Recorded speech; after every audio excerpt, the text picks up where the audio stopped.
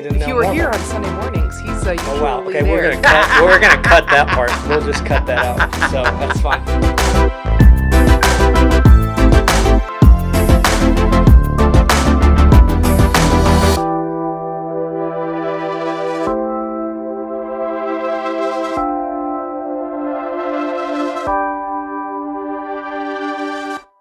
Chad, Hey Megan. it has been a long time. It's been about a year. I haven't seen you in so long. Are people stopping you on the street? They Yeah, are. being They like, are. You're They the are. woman from PEEPS. They are. They're UUMC. stopping me on the street, and they're mostly angry that we have not included any more cool people Yeah. from the church on our podcast. Well, there's a lot to work through. There's a lot to work A lot to work through. We are recording in our brand new studio. Yes, we are. Third floor studio. Yes. It's got so much glitter and so many sequins. Very and glammy. Fringe and feathers. And when she says sequins, she means raw plywood. Yeah, And yeah. sawdust. Yeah, lots of sawdust. So, lots of sawdust. But work in progress. It is, like all of us. A work in progress. Somewhere that others. So, You know, if you were here on Sunday mornings, he's usually Oh wow. Okay, there. we're gonna cut that part. We'll just cut that out. So that's fine. Well, I'm excited. Let's just jump right into it. Me too. So excited. I'm excited about our first guest of season 2. Our first guest? Season 2. How That's did a we pick weird such thing a to cool say. first guest, Chad? I feel like I played a part in it. I think you did. I think you didn't did. really. I do know. Great. I met him when we did the UUMC was doing like the UUMC Get Out the Vote. Yeah. And Trish and I'm going to forget names. He's going to help me remember. Barbara Mason was there. Yep. And they asked me to stop by. And this is actually, I think, the first time I've met this person. Well. So, John Hildreth. Yay, welcome. John. Welcome. Episode 1, Season 2 of PEEPS of UUMC. Thank you. Yes. A South Door aficionado.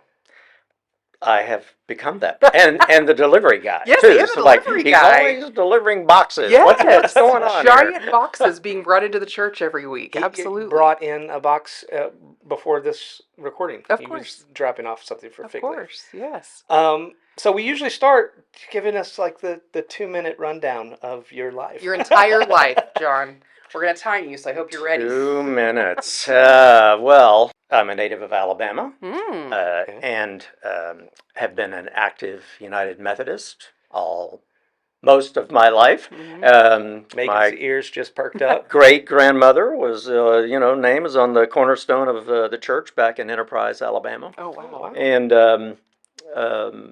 became aware and engaged with the larger United Methodist Church at the age of 14, when my associate pastor at the time thought, I'm not sure what he thought. He thought, I have to help this guy get out of here, or I need to broaden his worldview. But he sent me to an annual conference, youth retreat with the youth council at the time. I was just blown away by how wonderful these people were, and exciting, and there was so much joy. And then I learned something about, serendipity, in terms of they immediately said, oh, well, you need to be on the annual conference youth council. And I think I was maybe 14. You had to be 15, so we had to wait, some period of time, or a few months anyway. But that event, that suggestion, opened the world for me. Yeah. Because I lived in a wonderful smaller town. Went to a pretty big First Church type church, military town, and though we were there for generations, there were a mix of people, and it was a little bit unusual for a small town in Alabama in regards of lots of things, but. We were not on the circuit for the progressive ministers. Yeah, I can imagine. Appointments, and so we tended to get some really wonderful people, as I learned later. But anyway, that started a trail. The conference youth coordinator at the time is just one of God's greatest creations to this day. She touches my heart on a regular basis, Mhm. and um, she saw some potential in me. And anyway, I started it. I became the conference youth council president at a time of merger. You know, Yeah. the southeastern jurisdiction was a little slow to join the game, Yeah. but we were voting. The first annual conference I went to was 1970, and I was a door person, like Yeah. a greeter, Yeah. because we were not. It was before youth delegates were a Mhm. thing, and the intensity of the debate on merger was overpowering Yeah. because I did not come from a progressive family. I didn't come from a hateful Yeah. family, but Yeah. one sort of firmly entrenched in the traditions of the Yep. South. Yep. And the anger over that issue opened some eyes, but also exposed for me um, and our people who articulated uh, uh, the uh, the Christian response to why desegregation should happen, Mm. and it you know there was an awakening Yeah. that happened in my heart in Yeah. terms of this experience. So merger failed at the Alabama West Florida Conference And, that and, year. and for us non-lifelong Yeah. Methodists, explain the merger. Oh, so even though the United Methodist Church sort of officially welcomed anyone to worship in their churches, they had maintained a segregated structure called the central jurisdiction, and it was the jurisdiction for almost all the black United Methodist churches across the country, I think, but they were heavily concentrated in the South, Sure. Southeast. And so they had their own bishops and their own district Mm-hmm. superintendents. And, you could be two United Methodist churches in the same town, but they didn't really uh, relate to one another. Yeah, gotcha. Okay. So the controversy was that's a ridiculous structure. And again, so in 1968, the church set on a path to get annual conference approval. Mhm. Sound familiar? Yeah. To whether or not to merge. And uh, many of the annual conferences, I don't think it took them very long because it was really a formality. Mhm. They sent all the signals. Look, we're going to do this, but you can sort of come along. Mhm. Anyway, Alabama, West Florida voted no, and the next year I was an observer uh, for annual conference, and so we were seated on the floor, the youth council, and it failed again. A group of mostly young pastors and the whole row of youth observers stood up and sang "We Shall Overcome." Well, that was the most aggressive thing I had Yeah. ever done. And sure enough, when I got back home, of course, the word had already gotten back to my father that what John was up to while he was in Montgomery, and and he told me that he disagreed with me, um, and obviously some pressure was being put on him. Yeah. But I remember telling him, "Well, we're just going to have to disagree. I just feel this power in my heart that it's inconsistent Yeah. with what we talk about as Yeah. Christians." And And how he old didn't. were you at I that? was 16 at that time, Okay. and he 15, and he said, "Okay," and he never bothered me or pressured me Yeah. in any other way because he was not a hateful Mhm. bigot. He Yeah. Yeah. was living, surviving Yeah. um, in a world that Sure. uh, he felt required that. Yeah. So, Yeah, Yeah. that's powerful a little bit because especially I think men of your father's age during that time, during, in the South. I'm also from the South, and like my grandfather, my dad to a lesser degree, but my grandfather growing up in the 30s, 40s, 50s, and for him to not come out and say, no, you're going to do it my way because dad, and Yeah. whatever, just for you, first of all, for you to push back, I can't imagine my dad really pushing back against my grandfather. Uh, but pushing back, and then your dad receiving that and being like, okay, fair enough. We just won't talk about this anymore. Yeah. I mean, that's a win. Yeah. So Yeah. so so Yeah, so that was more than 2 minutes Yeah. of the first 15 years of my life. So I'll jump along here. Uh, I was determined that I would not stay and go to school in Alabama, where my parents were fiercely devoted that I would get a college education, and in those times that meant going to Alabama or Auburn. I mean, Yeah. and which were fine choices for lots of people, but I knew I had to get out. Yeah. Yeah. And so I went to the American University in Washington, D.C., because it was a United Methodist school, and I I bet could that was a sell my culture parents shock. that Yeah. it's a church school.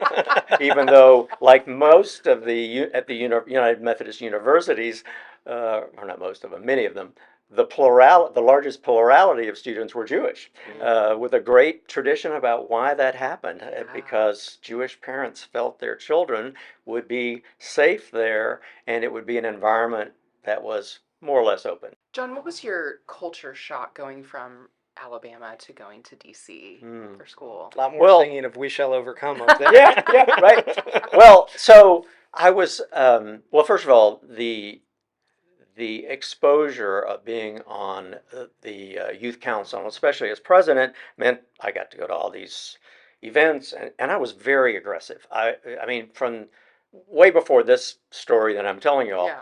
if somebody said they're going somewhere, when I was a kid, I wanted to be in the car. I wanted to go. It didn't matter how far it was, but I wanted to go, and which I guess was some sort of expression of curiosity or Yeah. travel or something. Adventurous Yeah. spirit.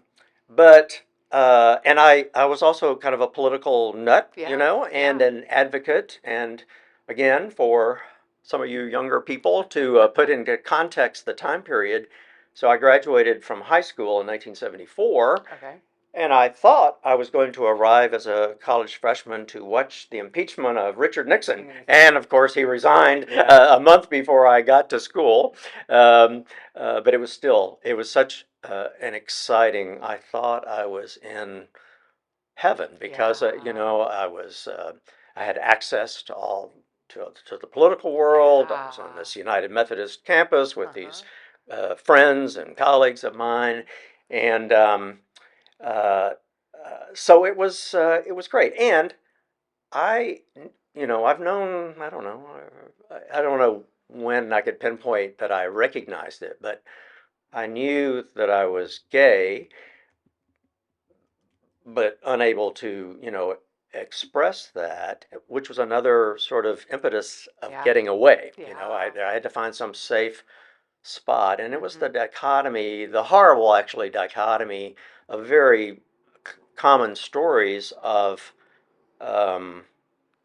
what living in a closet does to you, because the most important values I got both from my parents and from my church heroes, or all the heroes in my life up to that point, was all about integrity and honesty, and so there was that push pull about how can I project this image of living up to that while suppressing one of the most authentic things about my being. And so a big part of going to DC was also to experiment, though it was colliding with my ambition. I mean, people had invested in me as a leader, thinking I might return to Alabama, and I was already well aware of both were not going to happen. And so. I certainly chartered a path of trying to find the total authentic self, Mm-hmm. but I didn't really come out until my senior year of college, Okay. and a lot of that really was that struggle about what I thought was going to be most important for me to be able to do Yeah. in life, um, and what compromises were required in order to do that. Yeah. And that negotiation occurs for everybody all the time over the Yeah. course of a lifetime. Sure. We're always constantly negotiating those sorts of things. Um, but that was a big part. But it was a fantastic. It was just the right choice and Good. a great experience in being in Washington. And I'll get to the link to this congregation in that particular story. The same, well, only a couple of months before I started my freshman year at American University, Metropolitan Memorial United Methodist Church, known as the National Mm-hmm. Methodist Church, Mm-hmm. had a new pastor, and his name was Bill Holmes, who Oh. had gone there from University United Methodist Church in Austin. Yeah. And Bill was a wonderful uh, influence for me. Mm-hmm.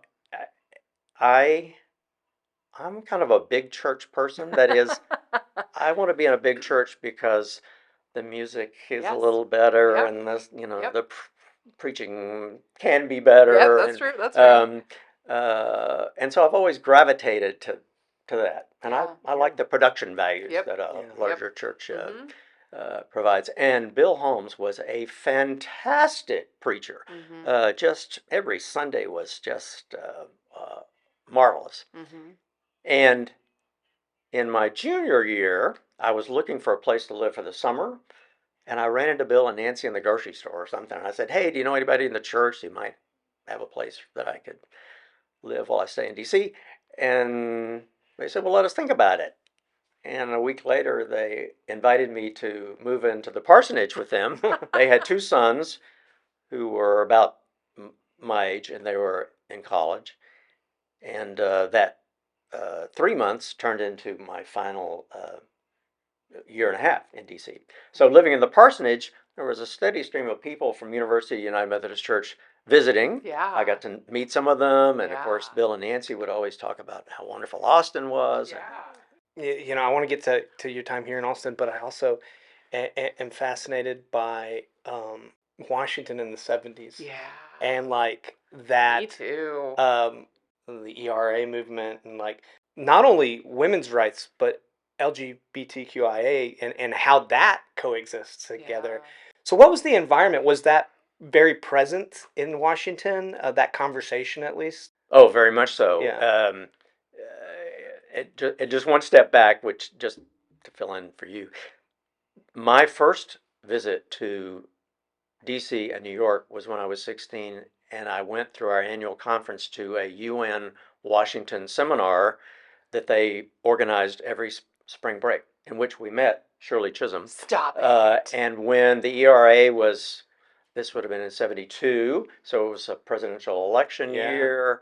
The anti war movement was at its height, another reason Yeah. why. Wow. So I thought I was going to be getting to DC in the middle of the and American University was a hotbed for the peace movement, and I considered myself very much a feminist. Another great Alabama West Florida story that you can cut. But when I was youth council president, I was the vice chair of the board of church and society for the annual conference, Oh wow. and so we had two resolutions that we were trying to get passed by annual conference in Alabama West Florida, mind you.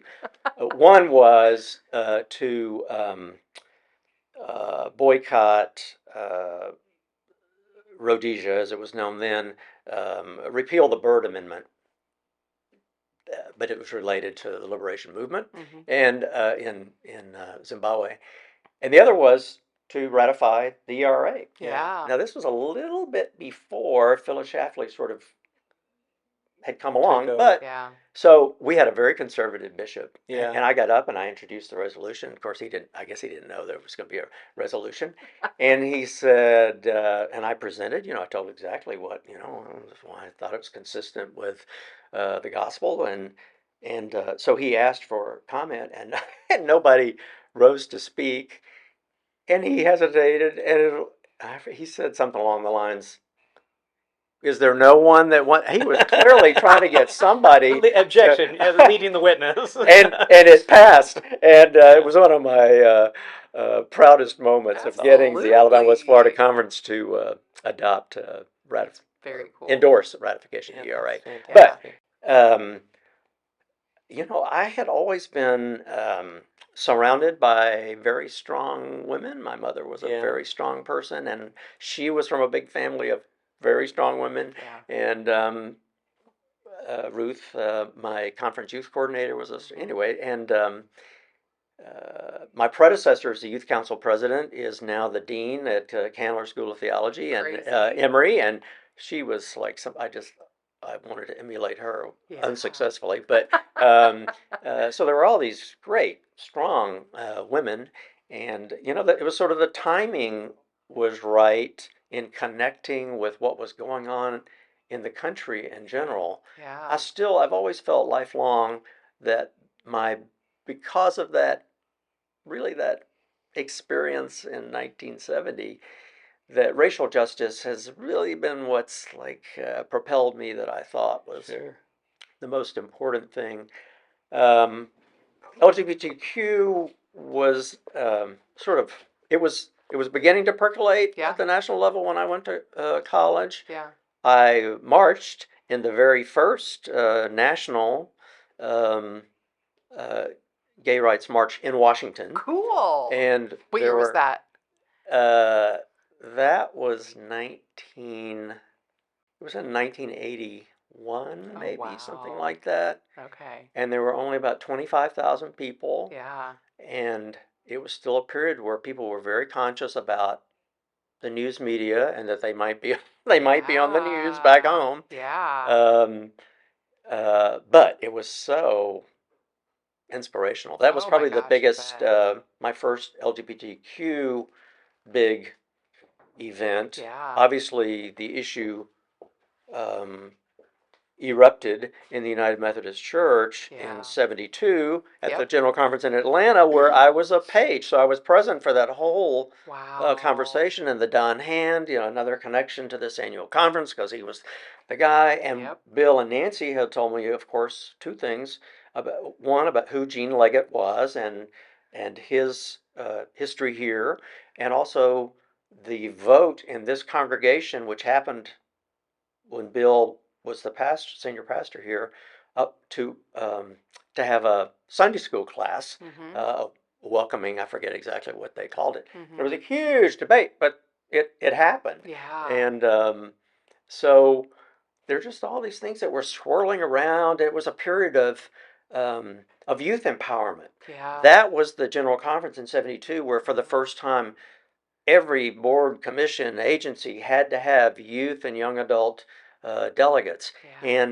and I got elected to the National Youth Council, and we had uh, a 50-50 ethnic diversity Mhm. and gender diversity, Wow. and it only lasted four years. The next quadrennium, they came in and eliminated it Clean because that up. it was a radical idea, but Yeah. it was instructional for me as a sort of this budding young white Southern progressive Mhm. who who thought, and compared to my surroundings, was kind of out there. Mhm. But when you have a deeper understanding of racism in terms of an expression of power, Yeah. that experience really taught me a lot about a cultural mix when you're sharing power Mhm. instead of being benevolently involved. Yeah. Um, Yeah. so it was an exciting time, and Yeah. Yeah. and Jimmy Carter got elected while I was in school, and that was the first inauguration I ever went to. And of course, Mhm. being a Southerner, I held on and still hold some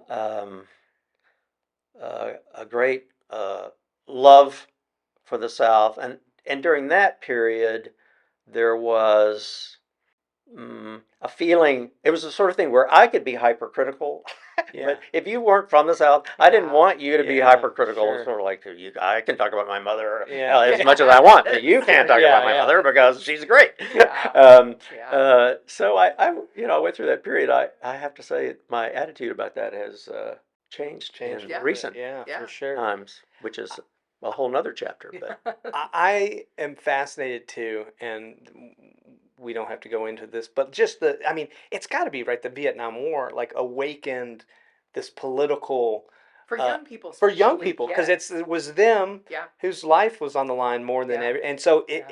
you know, I'm talking to my dad about it. You know, his number was up next before, and then they basically did away with the draft, but. Yeah. Uh, that obviously the anti-war movement like that awakened, but then it's just like you get to Washington and you know you realize, oh, I have a voice, like you're saying, and then it Mm-hmm. gives rise to all these kind of advocacy groups. Mm-hmm. um and it really has shaped the political landscape for the latter half of that that's when the century. voting age was lowered to 18. Was a Yeah. little before it. It had already changed when I graduated from school. But Mm-hmm. yeah, there was a whole lot.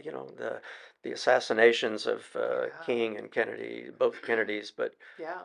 really in terms of that time, Robert Kennedy's even more because Mm-hmm. he was such a galvanizing figure. Mm-hmm. So it was, I and li- in the post, just one more, no, go Yeah. ahead. in the post Watergate era, the 1974 elections, as a result of the Nixon Watergate scandal, hold us the most progressive, Yeah. youngest, most diverse Yeah. Congress up to that point, Yeah. which also was a lot of energy Mm-hmm. for Yeah. a while that carried, well, really through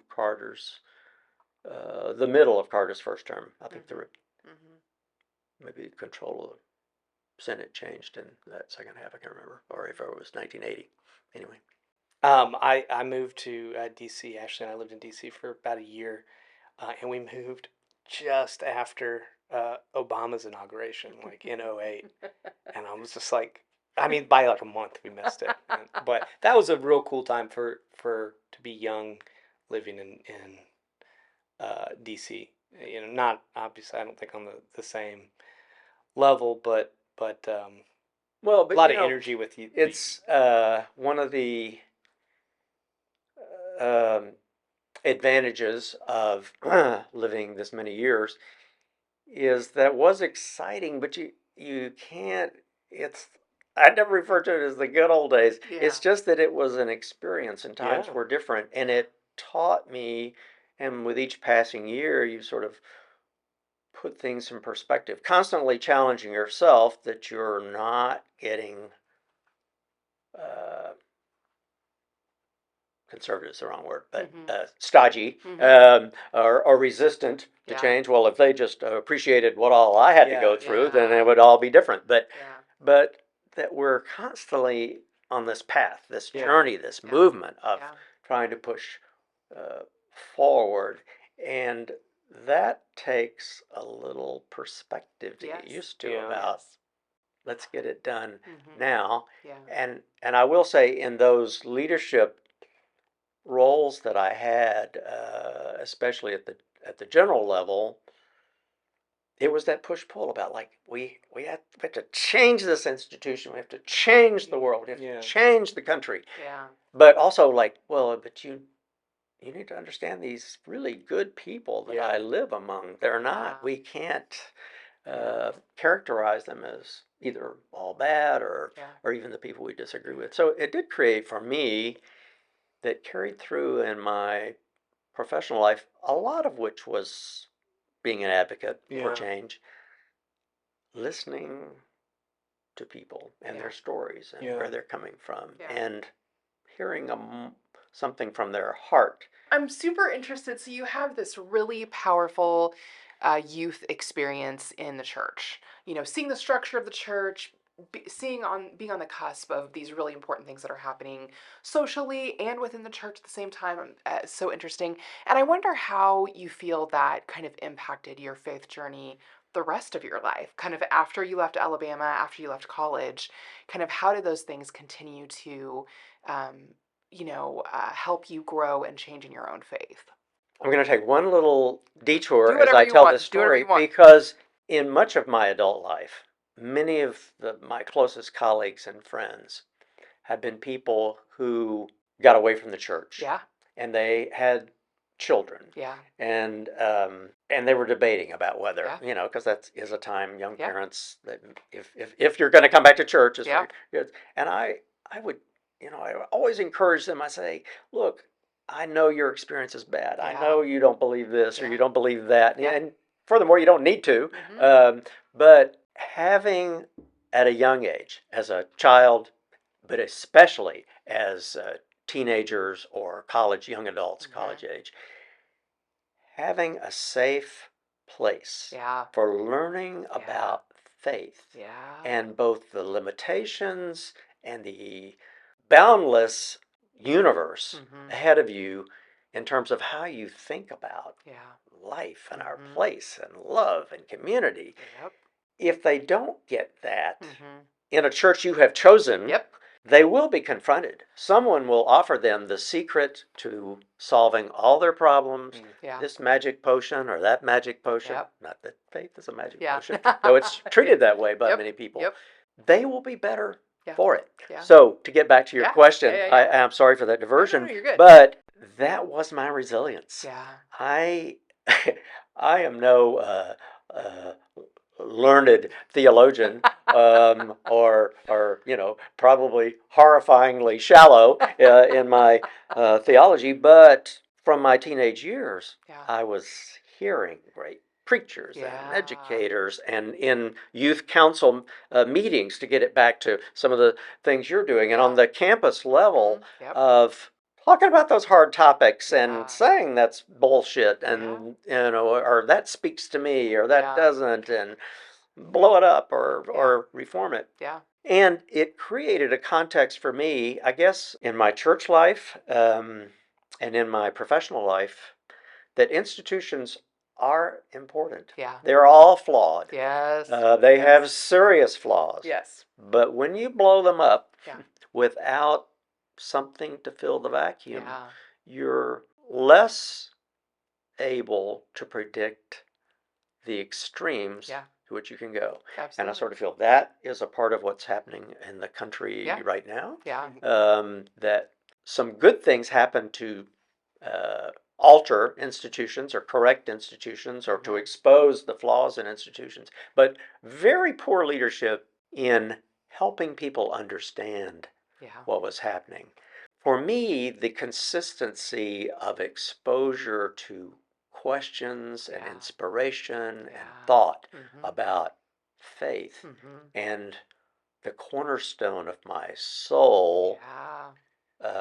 how I build friendships Mm-hmm. and relationships, and what's the context for changing the world. Absolutely. Um, Yep. if it's bringing peace Mm-hmm. and love, Yeah. it bringing Yeah. um, uh, God as love Mm-hmm. into all of these questions, Mm-hmm. that's a pretty good path. And Yes. I think that's who we ought to be. Yeah.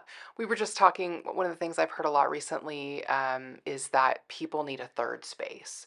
So people have a work space where they go and they're with their colleagues and they're doing the work and they're doing the things, and they have a home space where they're with their family or whoever they live with, and they're doing that. And people are lacking a third space these days, because they have kind of turned away from the church and kind of found other things.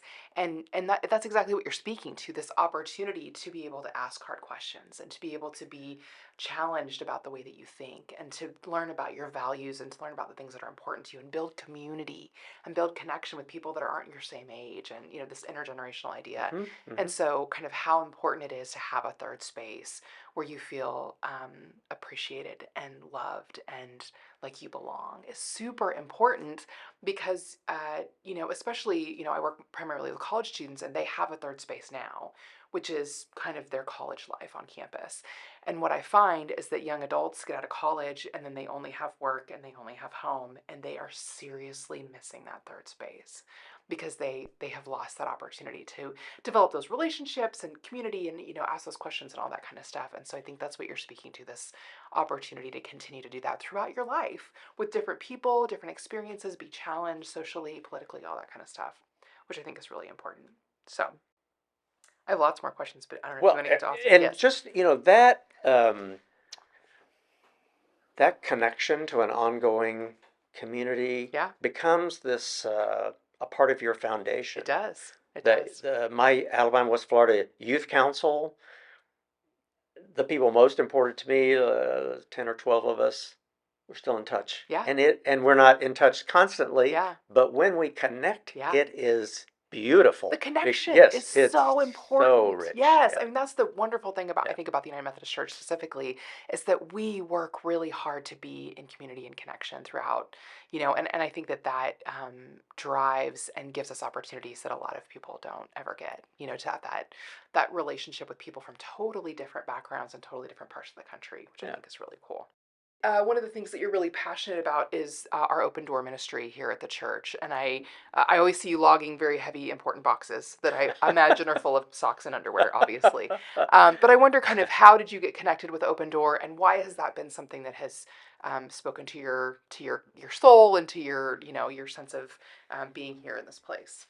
Over the course of my life, I have always invested in the big picture. Yeah. Saving the world, changing the church, changing higher education, changing politics, Yeah. changing governance. Um, and in my professional life, gravitated both in my professional roles and in some board roles I had Mm-hmm. in achieving broad public policy Yeah. that we are going to we're going to address racial justice and economic justice and health care. And I feel like I was good at it, and we made some real progress in those Yeah. areas. But it was all at the big picture level, which Yeah. people need to do. Yeah. But Yeah. I was so busy with those things that I didn't do much. What I would say retail volunteering. I would help out in an emergency, but Mm-hmm. in terms of a committed devotion Yeah. to something. We didn't talk about today, but I went through about a 20-year sabbatical Yeah. from University of United Methodist Church. Yeah. And my Sabbaticals are okay. my re- yeah, yeah, yeah, my return was uh, really spurred by the meeting following the general conference Yeah. that was I horrible, remember and when you thought that, came back. yeah, Yeah. I really struggled with whether or not I wanted to return. Yeah. Another really long chapter that maybe we shall have a drink sometime to talk about it. In terms of, this place was not my base of community. When I left, Yeah. that was a discovery. Yeah. There were people that I loved here. Mm-hmm. I loved being a part of the Yep. congregation. Yep. But there was a painful separation. And I found other avenues for Yeah. my faith Yeah. expression. Yeah. Um, but when I came back, I was also sort of simultaneous to retirement. Mm-hmm. And I had made the commitment. Mm-hmm.